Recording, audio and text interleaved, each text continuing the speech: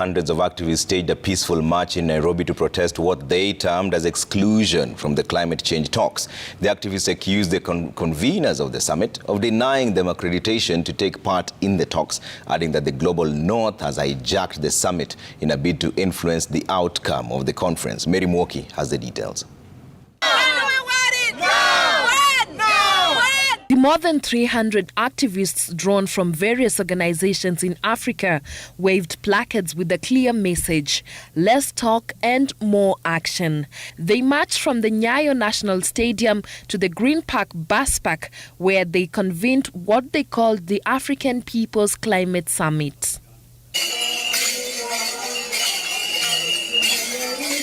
They were protesting what they termed as hijacking of the Africa Climate Summit by the Global North, accusing the conveners of the summit of deliberately locking out the civil society by denying them accreditation. Africa Climate Summit has closed the space to civil society, particularly taking an inclusive approach to actually including us in the processes of setting the agenda.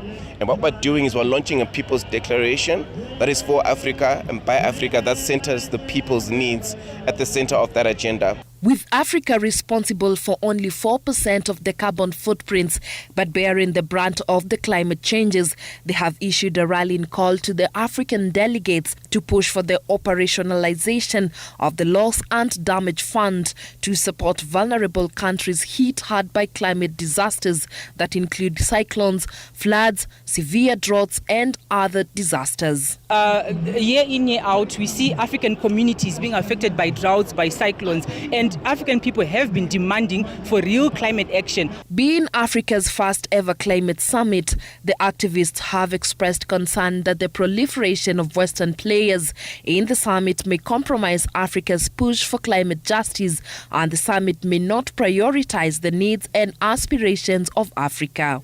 The activists say the climate summit lacks legitimacy and shows no indication of addressing the real and worsening climate crisis.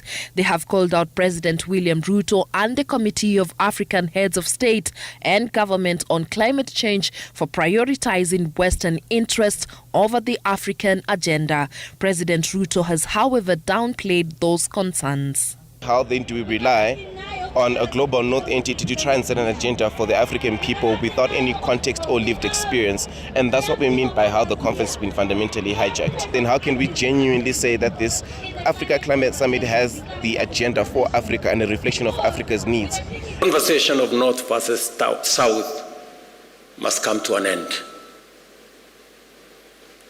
Who did what?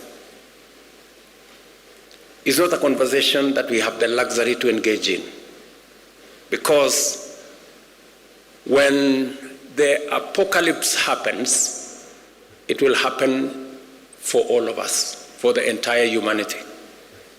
The summit, whose theme is driving green growth and climate finance solutions for Africa and the world, seeks to unlock climate finance and influence key actions needed to tackle the climate crisis and its impact.